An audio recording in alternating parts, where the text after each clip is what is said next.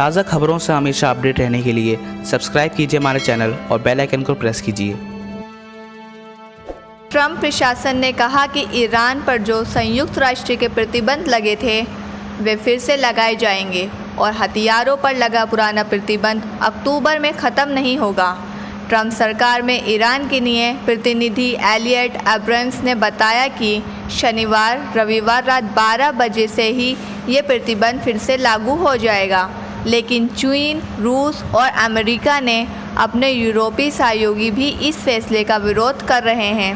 मार्च 2007 में सुरक्षा परिषद ने ईरान पर हथियारों के व्यापार को लेकर प्रतिबंध लगा दिया था।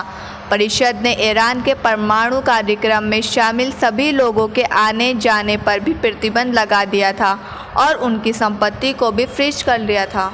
2010 में भी प्रतिबंध लगाया गया कि ईरान भारी हथियार नहीं खरीद सकता, जैसे हमलावर हेलीकॉप्टर और मिसाइलें। साल 2015 में ईरान ने अमेरिका, ब्रिटेन, फ्रांस, चीन, रूस और जर्मनी के साथ समझौता किया था, जिसके मुताबिक ईरान अपने परमाणु कार्यक्रमों को सीमित करेगा और उसके बदले उस पर लगे संयुक्त राष्ट्र के आर्थिक प्रतिबंध हटाए जाएंगे। इसी JCPOA समझौते के मुताबिक हथियारों पर लगा प्रतिबंध 2 अक्टूबर 2018 में ख़त्म होना था, लेकिन उससे पहले 2018 में अमेरिका की ट्रंप सरकार ने इस समझौते से खुद को बाहर कर लिया, लेकिन बाकी देशों का मत था कि वे इस समझौते को मानने के लिए प्रतिबद्ध है। इस मामले पर अमेरिका के अपने सहयोगी भी उसका साथ नहीं आ रहे हैं।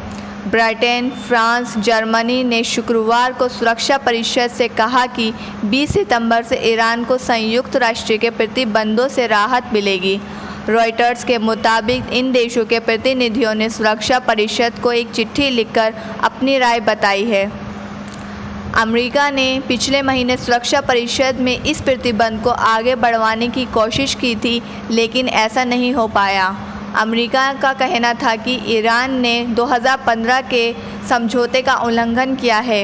यहाँ तक कि अमेरिका के विदेश मंत्री माइक पॉम्पियो ने अपने सहयोगी देशों पर ही आरोप लगाया कि ईरान का साथ दे रहे हैं। 20 अगस्त को स्नैपबैक की घोषणा कर दी, जिसका मतलब था 1 महीने बाद ईरान के खिलाफ सब प्रतिबंधों को फिर से लगाना।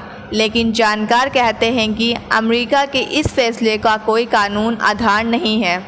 अगस्त में सुरक्षा परिषद में अध्यक्ष इंडोनेशिया ने कहा भी था कि परिषद इस मामले पर कोई कार्रवाई करने की स्थिति में नहीं है, क्योंकि देशों के बीच सहमति ही नहीं बनी। संयुक्त राष्ट्रीय सुरक्षा परिषद के 15 सदस्यों में से 13 सदस्य इस फैसले को अमान्य ठहरा रहे हैं और राजनयिकों का भी कहना है कि कम ही देश इन प्रतिबंधों को दोबारा लगाएंगे। पॉम्पियो ने इस हफ्ते कहा था कि हम ये सुनिश्चित करने के लिए हर चीज़ करेंगे कि ये प्रतिबंध लगाए जाएं। हम वो हर चीज़ करेंगे, हमने किया भी है, कि ईरान चीनी टैंक और रूसी डिफेंस सिस्टम नहीं खरीद पाएगा।